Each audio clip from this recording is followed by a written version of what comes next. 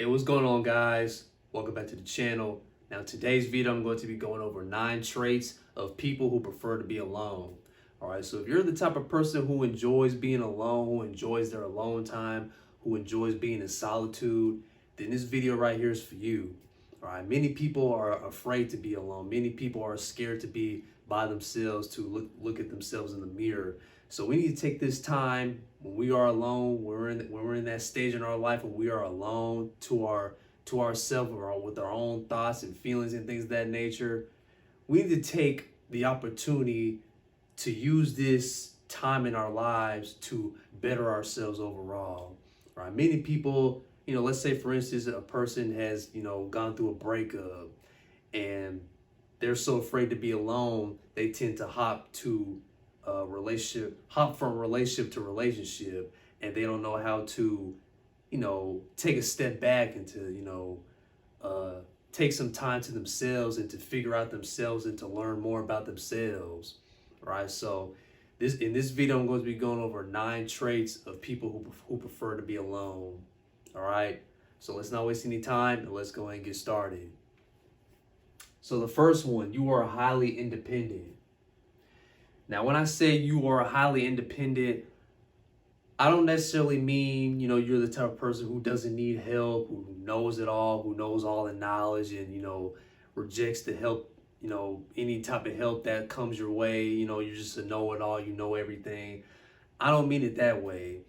When you are independent, you don't have to rely on other people. You don't have to rely on people. You don't have to rely on other people for information or happiness and things of that nature. You taking the time to study up on yourself. You taking the time to know more about yourself and what you need and what you need to develop in order to grow. You know what your strengths are, so you try to strengthen them even more. You know what your weaknesses are. You try to strengthen your weaknesses. All right, you're just in the lab with your life. You're always developing and growing into the person that you're trying to be. All right, so when you are independent, you don't rely on other people. You don't rely on other people for help, because nobody in this world can save you. Nobody in this world ultimately is going to help you achieve what you need to achieve. So you have that in the back of your mind. You know that you need to save yourself. You are your own savior and you need to save yourself. All right. So the second one, you have a rich inner life. Now, when you are alone the majority of the time, you are alone with your thoughts. You are alone with just who you are as a person. All right. When we get to a point in our lives where we are to ourselves, and that's when God is trying to have a better relationship with you. Right. In order to have a better relationship with God, you need to build your spirit up. You need to build that inner tranquility. You need to build that inner strength, that inner being that's within you. All right, so you take the time to, do the spiritual work. You start fasting, praying, meditating, just having an overall closer relationship with the Most High. All right, so when you are to yourself, when you are in solitude, when you are by yourself, you have a rich inner life. When you have that rich inner life, nothing in this outside world can tame you. Nothing in this outside world can make you upset or to, turn you into something that you're not. All right, so that's the key. All right, so when you are alone, you are to yourself, you have a rich inner life. You have a rich inner spiritual life. You become more spiritual. So the third one, you're very comfortable with who you are. Now, when you are to yourself, when you are alone, you are very comfortable with who you are. You don't try to put on a front. You don't try to become, the person that you see on social media. You don't try to become, a person that basically that you're not. All right. So you're very comfortable with who you are. You, accept your flaws. You accept your, with just who you are as a human being. Many times people are, I used to be like this once upon a time. Many people are just afraid of who they are. They're afraid to show their true colors. They're afraid to show their true personality, the way they are. They're afraid to show the world, to show the people around them who they truly are. So when you, take the time to be by yourself and to learn more about who you are, you become more comfortable with who you are. You become acceptable of who you are. All right, you start loving yourself more. You start having more self-love about yourself. All right. So the next one, you possess a high degree of empathy. Now, before you may have been a person who lacked empathy. You didn't take the time to really care about the next person. You didn't, you know, work on yourself to where you feel empathetic towards other people or the whole earth or the environment or the animals or things of that nature. So when you take the time to learn more about yourself and start practicing self-love and just start spreading more love overall, just looking up the definition of love, being the definition of love, because God is love at the end of the day. And when you start becoming more of an example of God and start having a close relationship with God, you start unfolding and understanding and becoming love, true divine love. And once you start becoming that divine love, you start having more empathy, not only for yourself, but for other people around you. Right? So when you're a person who prefers to be alone, you become more empathetic. You start showing more empathy, not only to yourself but to other people. So the next one, you harness creative energy. Now, when you are alone, when you are in your solitude, when you are in your stage in your life, when you are alone, when you are to yourself, you start becoming more creative. Right, the creative juices in your head start flowing. You start working on that project that you've been working on, that you've been procrastinating on. You might start developing a certain business. You might start developing your YouTube channel. You might start just coming up with creative new ideas that you've been holding back on. You just start becoming more of a creative person. You start taking thoughts out of your mind and bring them into reality.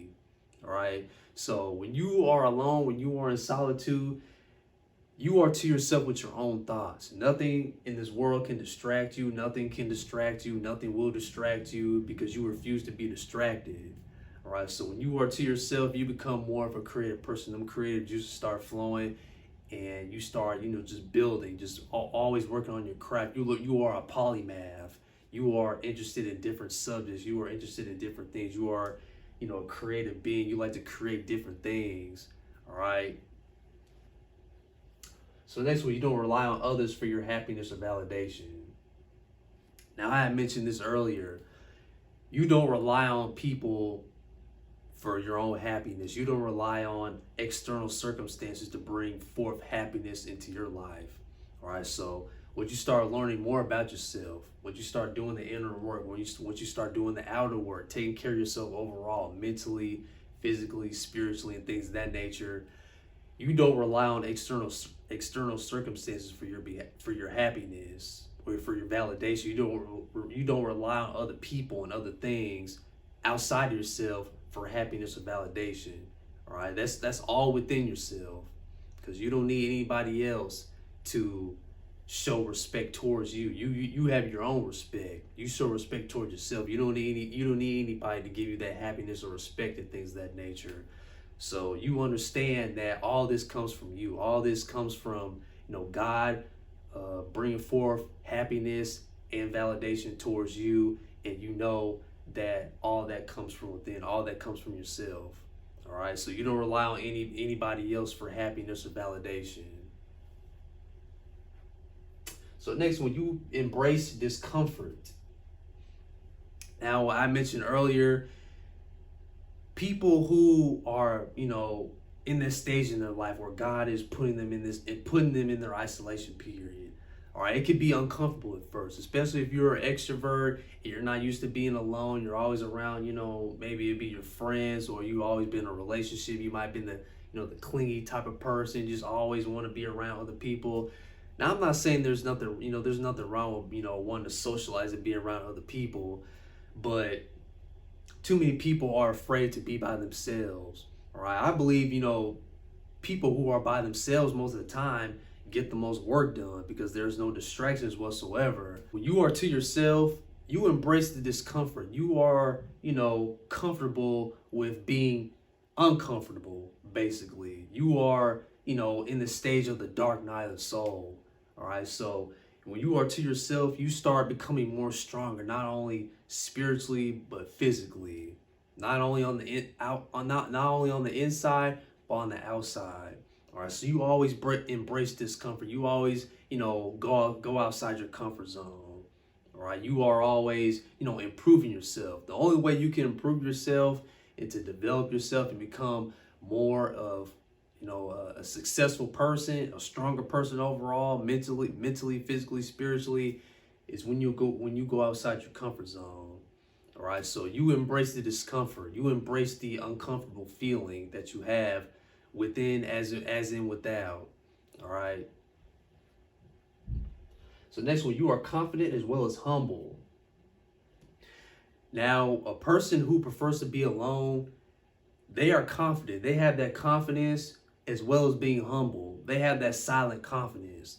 All right, a confident person is not a person who brags and boasts and saying, "Oh, like, man, I can do anything. I can do this. I can do that. I'm better than this person. I'm better than that person. I can do anything I want to." You feel me?